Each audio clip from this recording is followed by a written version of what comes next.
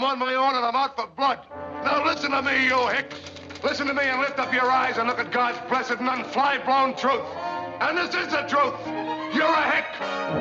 And nobody ever helped a hick but a hick himself. It's been 60 years since Robert Rossum's All the King's Men won the Best Picture Oscar, but let's face it, political corruption never goes out of style. All the King's Men was based on the Pulitzer Prize-winning novel by Robert Penn Warren, which was itself based on the real-life career of Louisiana Governor Huey Long. It tells the story of Willie Stark, who goes from crusading reformer to a monstrous virtual dictator. I shall live in your right and your will.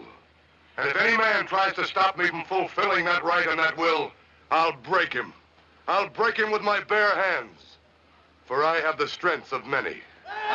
Robert Rossum was a terrific director, somewhat underrated, I think, in film history.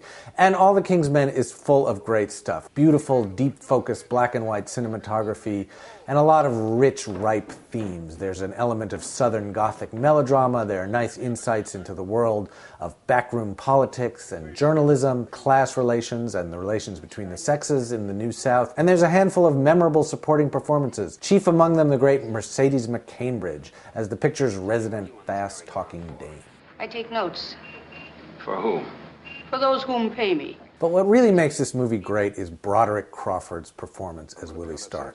Crawford was a terrific character actor with a wonderful and varied career, but this one, he really raises his performance to Shakespearean levels. He shows also the transformation of Willie Stark. He starts out as an earnest and humble populist crusader, trying to take on the forces of corruption and graft and do some better things for the people. But as he goes along, he acquires a taste for power, a taste for liquor, and a sense of his own magnetism.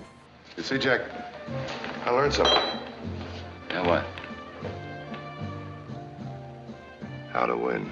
He becomes a megalomaniac, but he doesn't lose his connection with the people. In fact, he accomplishes a lot of really great things for them. And here's the interesting tension in the movie. It shows how the impulse to do good, to help, to be a leader, is tied up with all of this other stuff. That to accomplish really good things in society, you sometimes have to reach down into the darkest depths of your character. You sat in that big easy chair of yours for 30 years and played at being a judge. Then all of a sudden I came along and put a bat in your head and I said, go ahead, Judge, start swinging. And you did, and you had a wonderful time, but now you're scared. The fact that Willie Stark is both genuinely heroic and absolutely monstrous that makes him such a compelling figure, and that makes All the King's Men ultimately one of the great political tragedies shown on screen. Could have been the whole world, Willie Stark. Whole world, Willie Stark. Why does he do it to me? Willie Stark. Why?